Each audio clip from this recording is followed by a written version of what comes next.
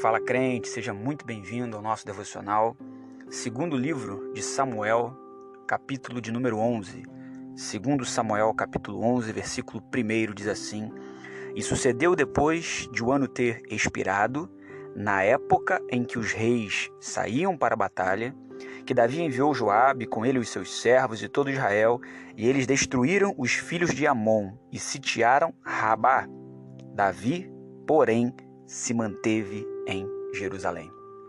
Interessante essa passagem, muito conhecida. Algumas traduções colocam esse final dizendo que Davi, porém, preferiu, decidiu, desejou, quis ficar em Jerusalém.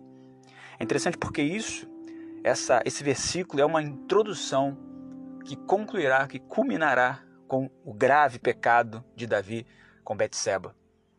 Mais à frente, no desenrolar da história, Davi cometerá o pecado, olhará para uma mulher que estava ali tomando banho e procura saber quem é, chama, e o desenrolar da história você conhece. Davi começa ali uma sequência de abismos que vão chamando outros abismos, e vai pecado atrás de pecado até que o profeta Natan chega à casa dele para trazer a palavra profética de Deus de correção, de conversão, de arrependimento. Mas a essência, o que culmina no pecado, porque o pecado não acontece da noite para o dia, ninguém se desvia, ninguém cai do nada, há uma questão processual, muitas das vezes imperceptível, mas há uma decisão, há um querer.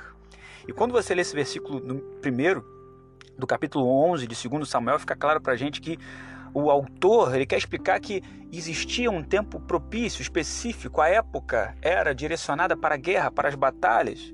E o texto diz que Davi envia Joabe, Davi envia os servos, Davi envia todo Israel, enfim, mas ele, porém, se mantém em Jerusalém. Ele decide ficar. E quando? Isso é uma reflexão muito profunda para nós, porque quando nós desejamos ficar, decidimos, determinamos no nosso coração ficar onde Deus não quer que a gente fique, onde Deus não quer que a gente esteja, nós estamos completamente propícios ao erro, propícios ao pecado, vulneráveis à falha. Depois de tudo, o texto diz, na época em que os reis saíam para a batalha. Qual é a época que você está vivendo?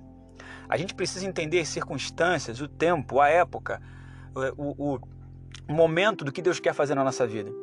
Eclesiastes, capítulo 3, nos ensina que existe tempo para todas as coisas. A questão não é o que nós estamos fazendo tão somente, mas entender se o que nós estamos fazendo é o tempo correto, está no tempo propício para fazer isso. Existe tempo de ficar mais parado, mais calmo, existe tempo de você agir, existe tempo de você avançar, existe tempo de você parar. A questão não é apenas perceber isso, mas perceber qual é o tempo de Deus para a nossa vida e entender se de fato hoje, onde você está aí, nessa situação que você se encontra, compreender se de fato onde se encontra Deus nessa situação. O desenrolar, a partir daqui, começa dizendo que ao cair da noite, Davi se levanta, enfim, o pecado surge. A concupiscência gera o pecado. A consciência de Davi começa a ficar corrompida, mas tudo começa no momento onde ele deixa de estar. Ele, grande rei Davi, deixa de estar no local onde era para ele, como servo de Deus, como rei, se colocar, se posicionar. Se posicione, se coloque no lugar onde Deus quer que você esteja. Independente de qualquer circunstância, esteja atento, busque estar atento à voz do Espírito de Deus para saber se o caminho que você tem caminhado é de fato o caminho de Deus. E se não for, volte hoje ainda, retorne para onde Deus quer que você esteja, que você tenha um coração aberto, vulnerável para a palavra de Deus, mas não vulnerável ao pecado. Porque se o tempo for para a batalha, lute, mas se o tempo for para a meditação, medite, mas em todas as circunstâncias entenda que você deve viver o tempo que Deus tem para você. Davi decidiu ficar.